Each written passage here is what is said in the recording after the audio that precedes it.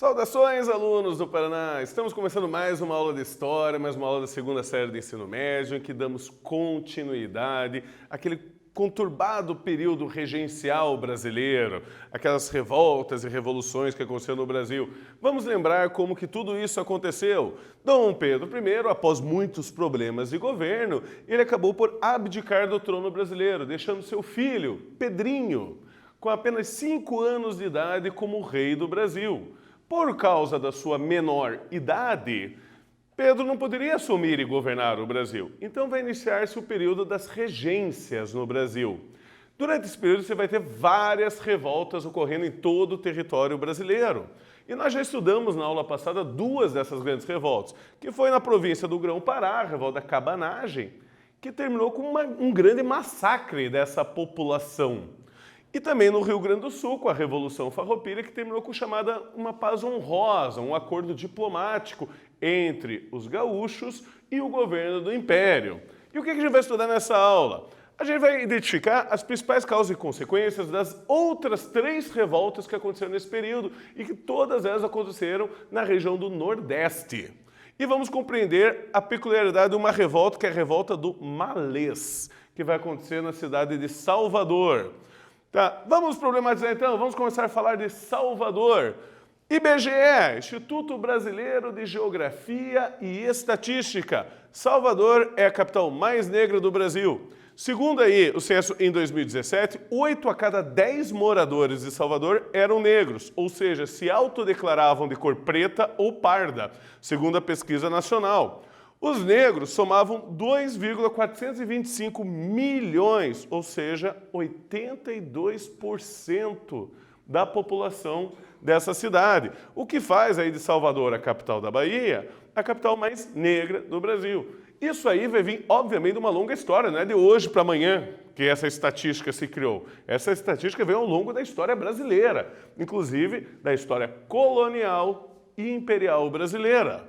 Vamos relembrar então, durante a regência, várias guerras e revoltas aconteceram em todo o território nacional. Na última aula, nós falamos do Rio Grande do Sul e Santa Catarina e falamos do Grão-Pará.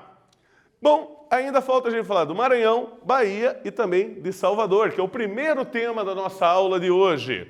É a revolta do Malês. Em 1835, Salvador já era uma cidade com uma grande população de afrodescendentes. Certo? A maioria dessa população é formada por negros e mestiços, tanto aqueles que eram escravos, quanto aqueles que já tinham sido alforriados, já estavam livres do trabalho escravo. Mas eles ainda eram oprimidos por uma minoria branca e pelo racismo que existia nessa região. Esses escravizados, eles tentavam resistir às imposições dessa minoria branca, tentando preservar os seus cultos, aos orixás, aos voduns, ou até adaptando esses cultos, dando uma misturada deles com a Igreja Católica para ver se eles eram um pouco mais tolerados nesse período. Certo? Então eles faziam isso. E um dos principais cultos que tinha na época era o culto malê. Esse culto malê era uma mistura de religiões de origem africana, ainda com princípios do Corão, o livro sagrado do islamismo, da religião muçulmana. Certo? E esses malês, por causa disso aí, eles tinham uma variação. Eles respeitavam o Ramadã, o mês sagrado de jejum dos muçulmanos. Eles também não comiam carne de porco, ou seja, feijoada não era com eles. Certo? Então, várias coisas aí, eles tinham variações. E eles se tornaram aí, e eles também, muitos deles já eram alfabetizados na língua árabe, sabiam ler e escrever, e assim comunicar ideias de maneira mais eficiente. Certo? Todos os negros eram explorados no trabalho, sofriam preconceito e desprezo por causa da sua cor e eram perseguidos por causa da religião. Vamos lembrar que a Constituição brasileira dizia que o Brasil era um país obrigatoriamente católico, apostólico, romano. Certo? Nenhuma outra religião era permitida. Bom, eles se organizaram então para tentar fazer uma rebelião contra essa opressão. E em 25 de janeiro de 1835 iniciou-se uma revolta em que esses negros, eles se lançaram à luta armados de espadas, facas e lanças e enfrentaram as tropas de Salvador, essas armadas com armas de fogo. Qual foi o resultado? No momento da revolta, que durou a noite inteira de Salvador, 50 africanos morreram. E muitos outros morreram em momentos posteriores devido aos ferimentos que eles tiveram, amputações, gangrenas que eles tiveram já no início dos combates. Certo? Como que terminou essa revolta? Com pura demonstração de intolerância. A minoria branca passou a vasculhar todas as casas, residências dessas pessoas e pegaram qualquer coisa, qualquer objeto que vinculasse eles ao culto malê ou a religiões africanas ou à revolta, e isso já era o suficiente para você ser acusado de traição, ser julgado e morto. Mesmo aqueles libertados, aqueles escravos que já tinham sido alforriados, por isso gozavam de liberdade, eles foram capturados, mesmo os inocentes, e foram expulsos da Bahia, enviados de volta para a África, o que causou novos problemas para a vida deles. Então, demonstrando que qualquer coisa que fosse relacionada à cultura africana ou à cultura islâmica era punível. E vamos então para a nossa primeira atividade do dia de hoje. A Revolta do Malês, ocorrida em Salvador, província da Bahia, na noite de 24 de janeiro de 1835, durante o Brasil Império. Mais precisamente, durante o período regencial, representou uma rápida rebelião organizada pelos escravos e que foi oprimida pelas tropas imperiais. Tendo isso em mente, a gente acabou de falar disso, eu pergunto para vocês, essa revolta representou a mobilização de cerca de 1.500 escravos africanos, os quais resultavam por A. Libertação dos negros de origem islâmica e pela tomada do poder. B. Libertação dos índios guaranis e de outros escravos de engenhos vizinhos. Ou letra C, a independência do Brasil e pelas ideias republicanas. Vocês vão ter um minutinho aí para pensar e eu já retorno com a resposta correta.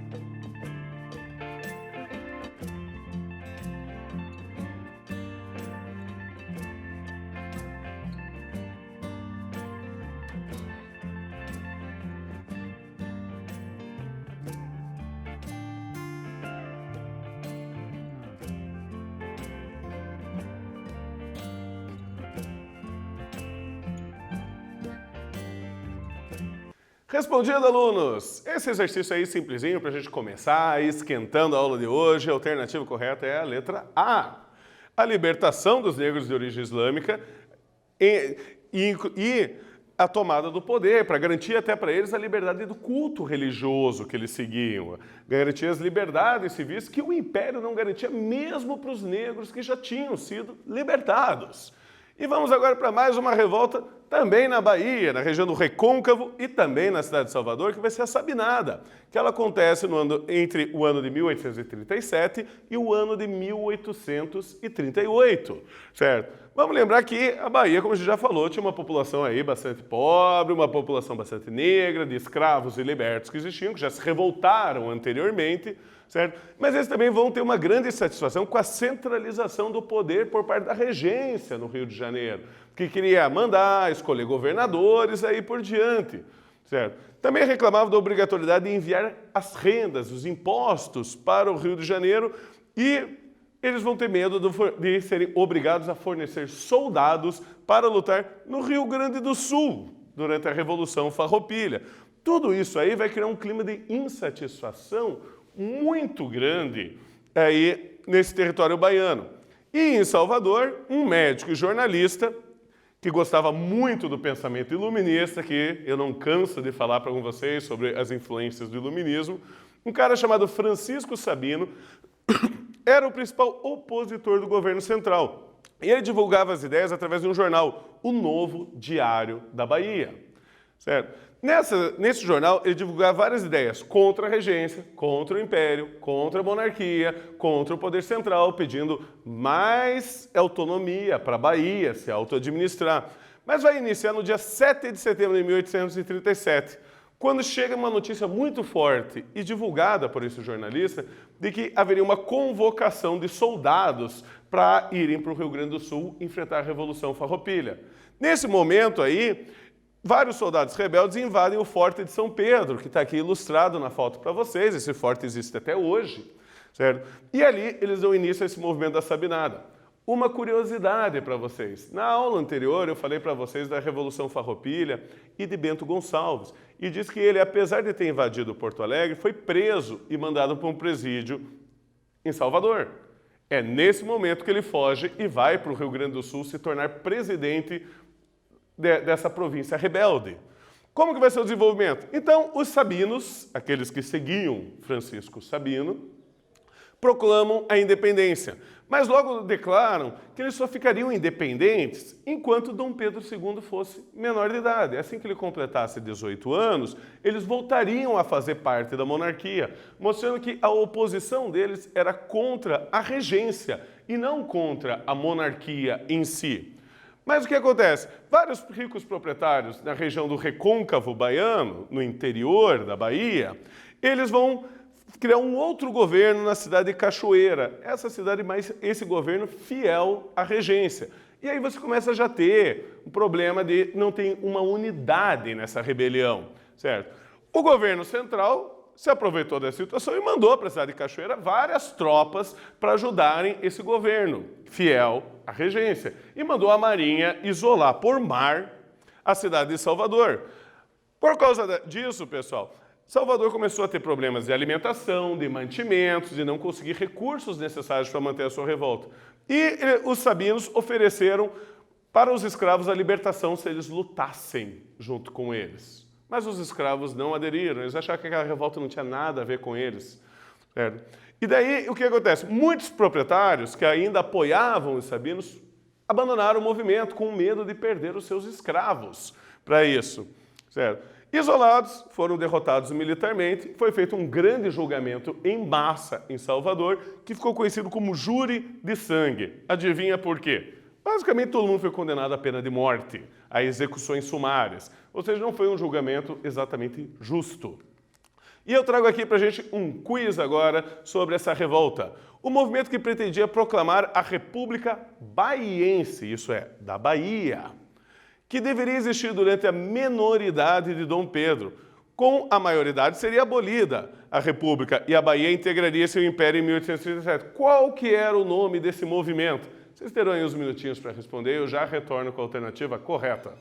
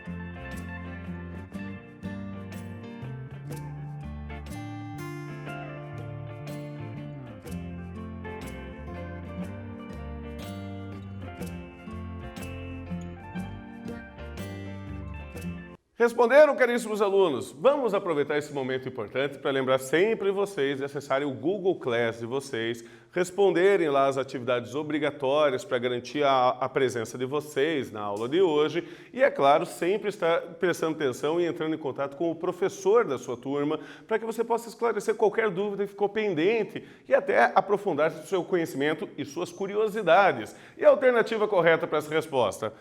Sabe nada, mais fácil possível, Francisco Sabino, certo? Esse vai ser o grande movimento aí que tentou criar uma república na Bahia, uma república que seria temporária, não seria permanente, certo? E agora nós temos mais um movimento chamado de Balaiada, que ela acontece no Maranhão e no Piauí entre o ano de 1838 e o ano de 1841. Aí, esse movimento ele vai ser um movimento mais confuso, com várias características diferentes e várias críticas diferentes envolvendo ali, inclusive com muitas lideranças diferentes. Mas ele vai ter uma raiz na luta popular contra a opressão e nas lutas políticas, de novo, contra o governo da regência. Certo? E, claro, toda grande revolta sempre vai ter algum problema econômico envolvido ali no meio. Quais que eram as principais dificuldades? O Maranhão e o Piauí, nessa época, eram grandes exportadores de algodão. Só que eles estavam cada vez mais perdendo o mercado para o algodão que era produzido nos Estados Unidos, no território sul dos Estados Unidos, que nós já estudamos em aulas anteriores, a economia americana nessa época. E o comércio local, ele era muito dominado pelos portugueses. E o comércio internacional de exportação, de venda para fora, ele era principalmente dominado por ingleses. E eles acreditavam que esse monopólio que tanto os portugueses quanto os ingleses tinham, ajudava a encarecer o preço dos alimentos. E por causa disso causava muito problema para eles, no seu quesito de alimentação, de renda. Tá? Mais que isso, os escravos também reclamavam de uma sobrecarga de trabalho, mesmo aqueles libertados pelas más condições que eles tinham que se submeter para trabalhar, para viver, e o alto custo de vida que isso trazia.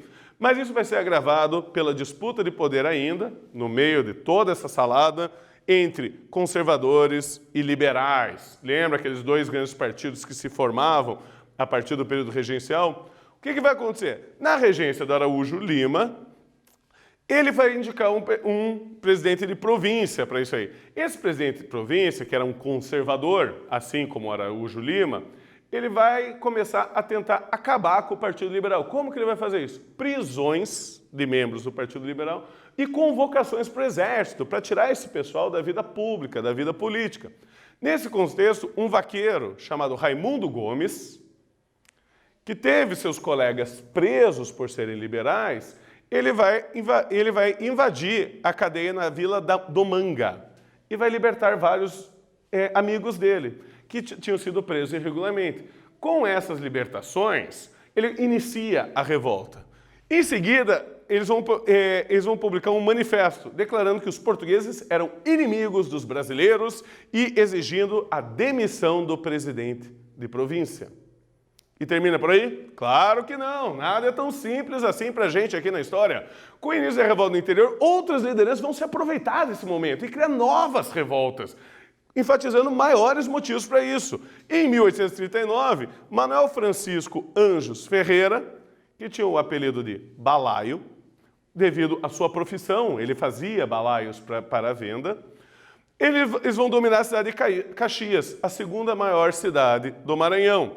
E no interior, cerca de 3.000 africanos quilombolas iniciam também uma rebelião deles contra isso. Então, no fundo, aqui você tem quase que 3 rebeliões acontecendo ao mesmo tempo. Qual que vai ser o fim para isso? Bom, não vai ser nada feliz. Com medo da desordem, os liberais e os conservadores que estavam brigando, eles se juntam e pedem o auxílio da regência para reprimir todos esses 3 movimentos. Foi enviado um exército sob o comando de Luiz Alves de Lima e Silva, que vocês vão conhecer futuramente como Duque de Caxias. Ele ainda não era duque nessa época, para reprimir o movimento.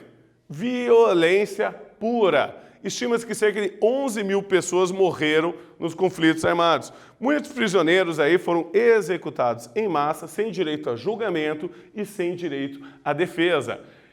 Os escravos Esses aí eram enforcados em praça pública imediatamente. Sempre vai haver essa característica aí um pouco do preconceito e do racismo em qualquer rebelião que eles se envolvam. Sempre vamos lembrar, e a gente já estudou, que havia um grande medo no Brasil, que era o haitianismo, que o Brasil passasse por uma rebelião parecida com aquela que gerou a independência do Haiti, que a gente já estudou em aulas anteriores. Então vamos aí, tendo isso visto, para mais uma atividade. O período regencial foi marcado por uma série de revoltas em vários pontos do Brasil. Sobre as revoltas ocorridas no período regencial, indique qual das alternativas abaixo está incorreta, está errada. Alternativa A, Balaiada, no Maranhão.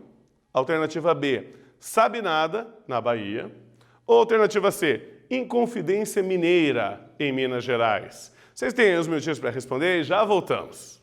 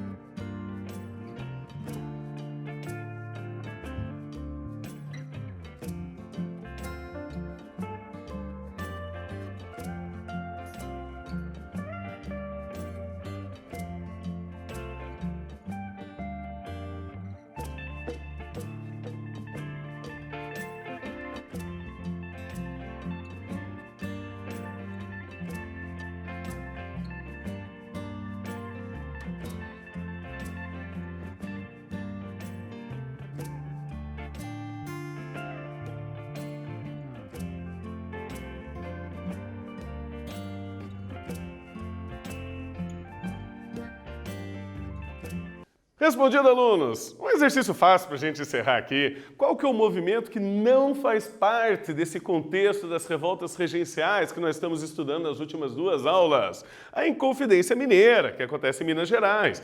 Vamos lembrar que a Inconfidência aconteceu antes mesmo da vida de Dom João VI para o Brasil. Certo? Esse movimento anterior, ele aconteceu no mesmo ano que a Revolução Francesa, antes até da Revolução Francesa, alguns meses somente. Então, o que nós vimos na aula de hoje? As características e as peculiaridades das principais revoltas regenciais ocorridas na região do Nordeste do Brasil e a violenta repressão do governo regencial contra essas revoltas, procurando assim garantir a unidade, garantir a manutenção do Brasil como um grande império. E assim evitando a divisão do Brasil, tão importante aí para a manutenção do nosso território até hoje em dia. E, tendo isso visto, meus caros alunos, vamos se despedindo por aqui e aguardo vocês para a nossa próxima aula. Tchau!